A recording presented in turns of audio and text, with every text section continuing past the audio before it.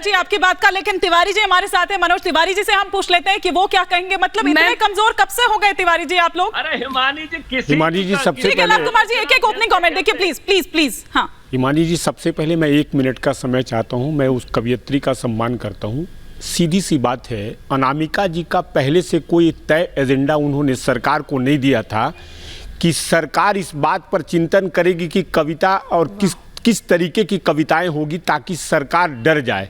ये बिल्कुल राजनीतिक बयान है, आप माफ़ कीजिएगा। मैं पहली बात। दूसरी बात, जहाँ तक सवाल है सरकार और सरकार की व्यवस्था, मैं वहीं से हूँ, मैं भी सारण जिले से हूं जहां सोनपुर मेला लगता है। बिल्कुल। और वहां की व्यवस्था और कुव्यवस्था का प्रबंधन जो है वो प्रशासनिक व्यवस्था, प्रशासन के अंतर्गत आता है, न कि सरकार दिशा निर्देश जारी करती है।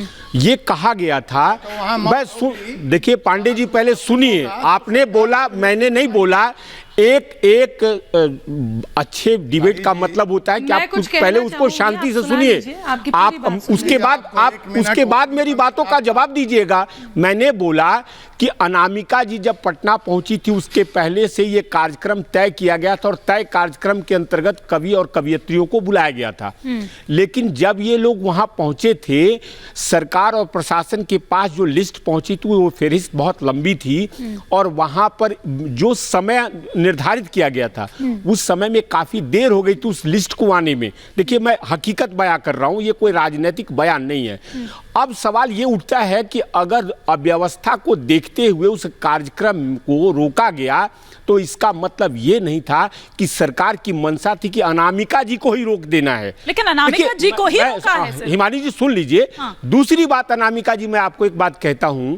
देखिए कवियत्री और कवि जो होता है वो अपनी अभिव्यक्ति निश्चित रूप से करता है, लेकिन अभिव्यक्ति का मतलब ये नहीं होता है कि हर वक्त जो है आप एक चार्की के तरह, माफ कीजिएगा मैं जिस शब्द का प्रयोग कर रहा हूँ वो आपके लिए नहीं कर रहा हूँ।